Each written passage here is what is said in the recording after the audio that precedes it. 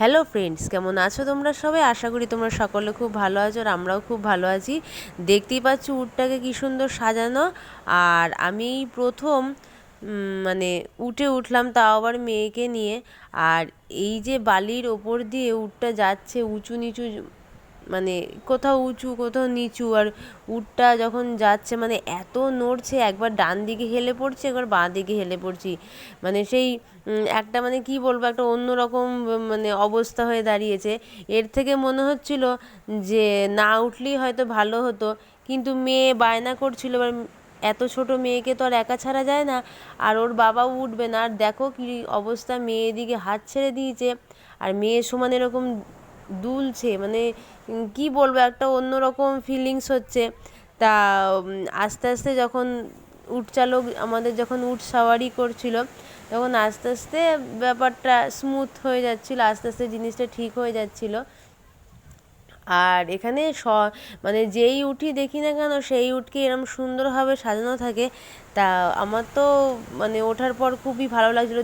দেখো আমি কীরকম দুলছি, মনে হচ্ছে এই যেন পড়ে যাব। মানে এই ধরার জিনিসগুলো দিয়েছে বলে, তাই না তো না থাকলে তাহলে অত পড়েই যেতাম, এমন সিচুয়েশান হয়েছিল। তা যারা উঠেছে তাদের অভ্যাস আছে, তারা জানবে। আমি তো কোনোদিন উঠিনি, এই প্রথম উঠলাম। তা আমার মানে যে জিনিসটা হচ্ছে তাই তোমাদের সঙ্গে শেয়ার করলাম।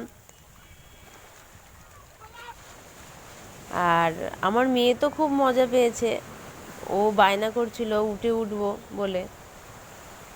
তা আজকে স্নান করতে এসছি সমুদ্রে।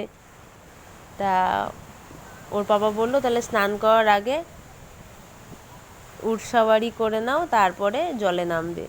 বললাম ঠিক আছে। দিয়ে ওই জন্যই এই যে মেয়েকে নিয়ে আমি এখন যাচ্ছি উটের ওপর চলে, দুলতে দুলতে দোল দোল খেতে খেতে এখন যাচ্ছি। আর এদিকে আমার বর এখন ভিডিও করছে।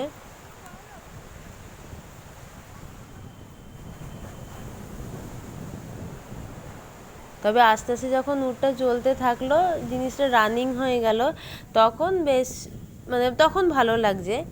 তা যখন প্রথমে যখন মানে উটে ওঠার পর ওই যখন উটটা যখন আস্তে আস্তে মানে চলছে, তখন যে কী অবস্থা হচ্ছিল সে আমিই জানি। তা তোমরা ভিডিওটা দেখতে থাকো।